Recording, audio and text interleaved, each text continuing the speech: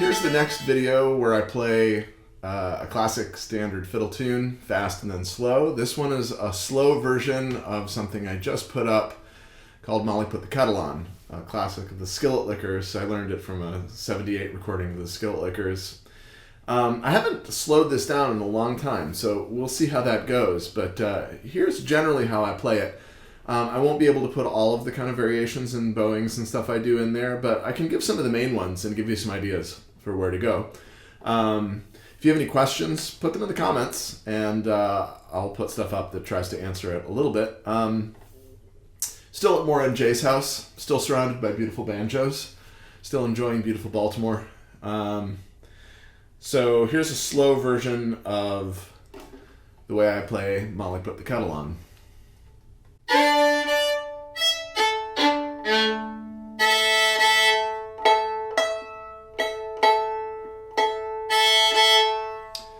I always start like this to remind myself how it goes, and also because the Skillet Lickers started it this way when they went.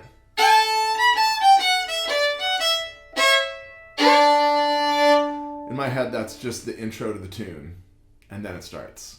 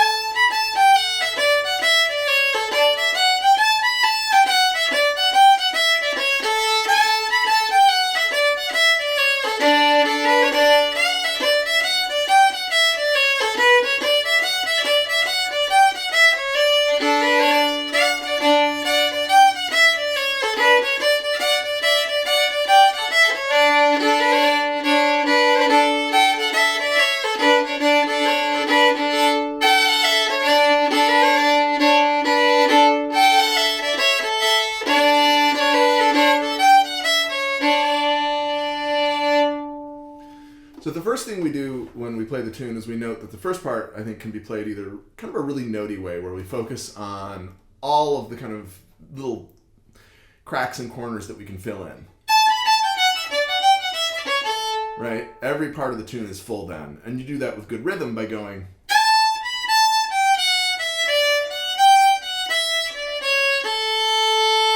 Now you can bow that a couple of different ways. The important thing to realize is that most of the time your down beat is on the down bow and you're losing bow. That is, I'm pulling more than I'm pushing. And as a result, I kind of need to slur to get back.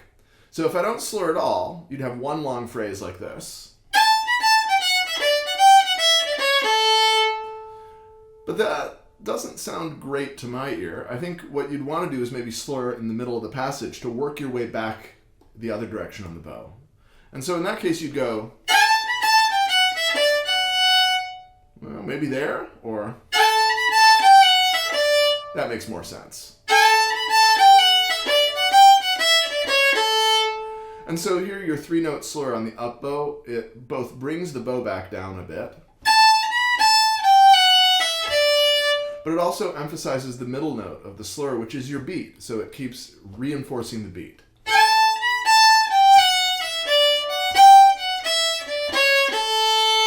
And then our last note there, we give a little bit of syncopated to kind of get back to the beginning of the bow.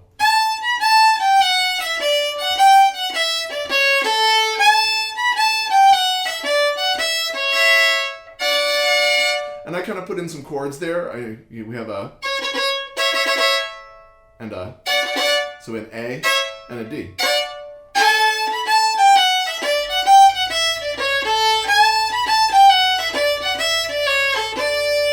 There it is with tons and tons of notes. But there's another way to approach the first part, and that is where you do it kind of more drony, shuffle bowy, slidey, slippery, sloppy.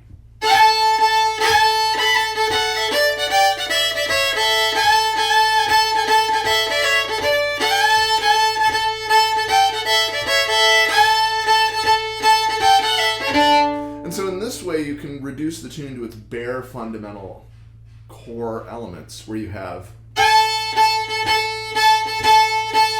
This is the standard classic shuffle bow of old-time music. Nothing fancy, just.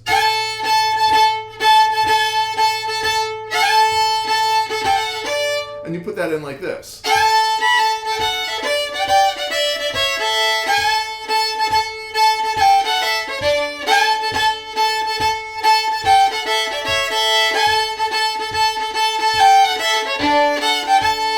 Another variation you can do in that part is something that we do a lot in other tunes, where we kind of bring out the back and forth note of the. And if you do that too much, maybe it sounds a little cheesy, but if you put it in just a little bit like this.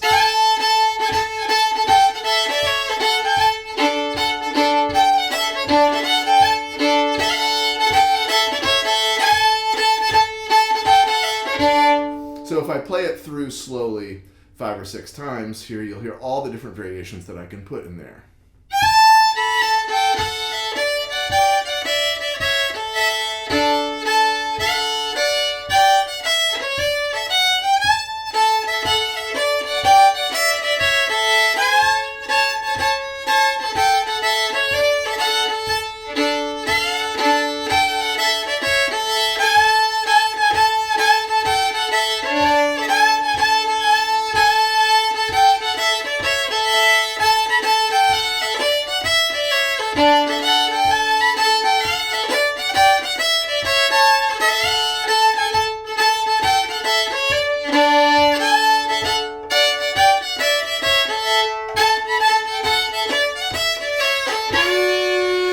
Okay, now for the second part.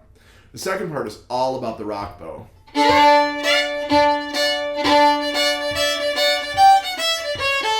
The way we do that is either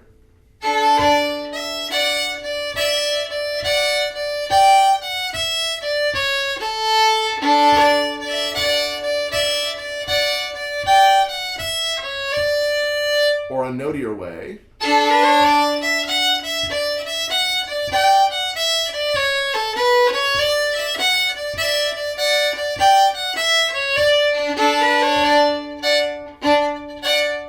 It's that same trick again, where we're going, again, if we overdo it, probably cheesy. So if you heard me go, that doesn't really make much sense, but.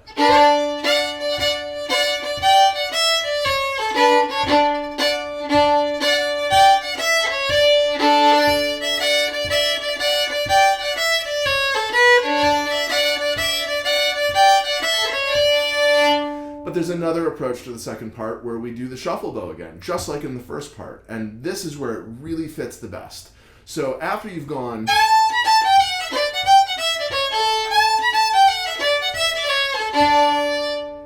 you're probably ending on a down bow, and you can start with.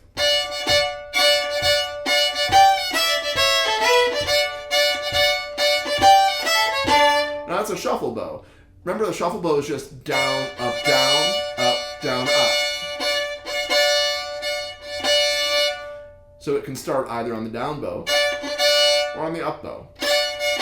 In this case, it's pretty handy to start it on the up bow because you've just gotten done going.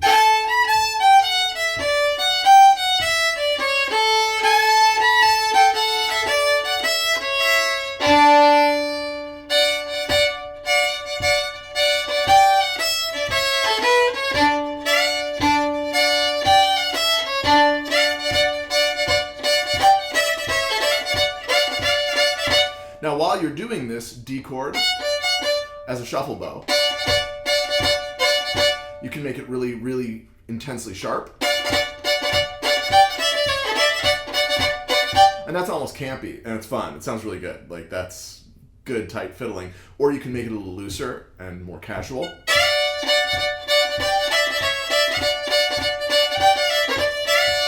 You can add some slides in there.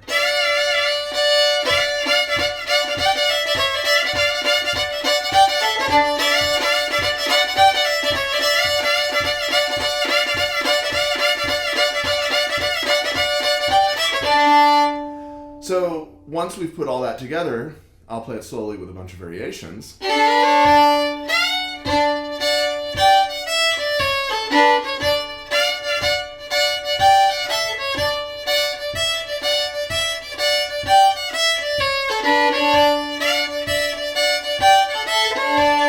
And in case you missed some of the earlier videos where we talked about how to do rock bows in standard tunes, or even the short video on just how to do a rock bow, this is exactly that, where you go down on 2 notes and up on 1 note. Down on 2, up on 1. So it's double stop, single note, double stop, single note. In other words, this third finger D is a drone. Becomes. So we'll slow that down and then speed it up.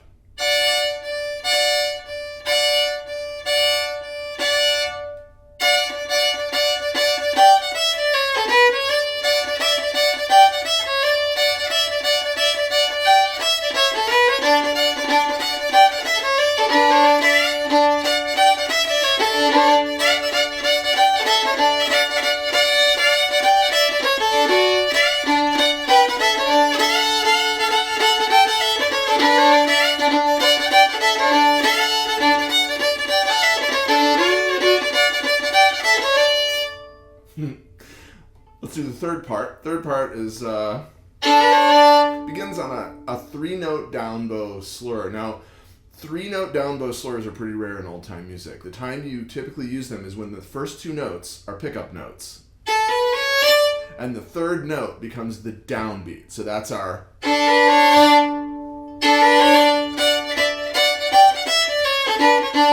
So this becomes. That's how the third part begins. We kind of lean into that first note. And we're keeping those bows very even back and forth.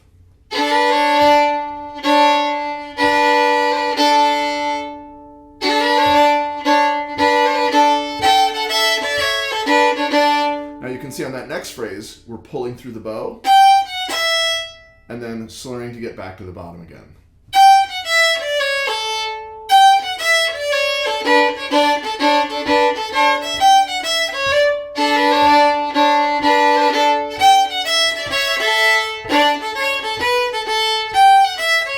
The final phrase can be played a bunch of different ways, and you should try them all. It either goes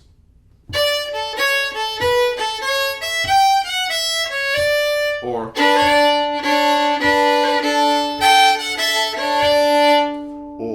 from the beginning of the third part.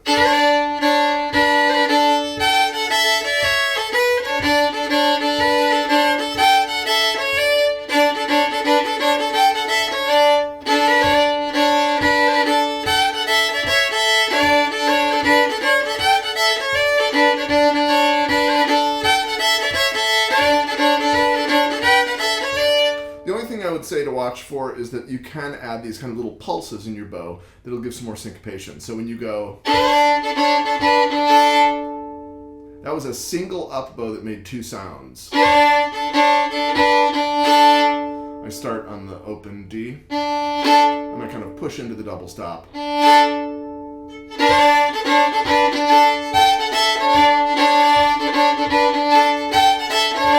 Now you could do that as 2 separate bows, but that puts your bow in the wrong direction. See how we're pushing our bow there for the next phrase. So we want to try and keep the next phrase starting on a down bow, and so a little up bow pulse is what gives us syncopation without ruining our bowing.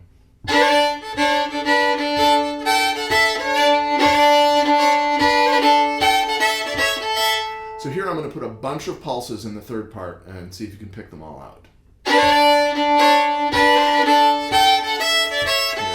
Yeah.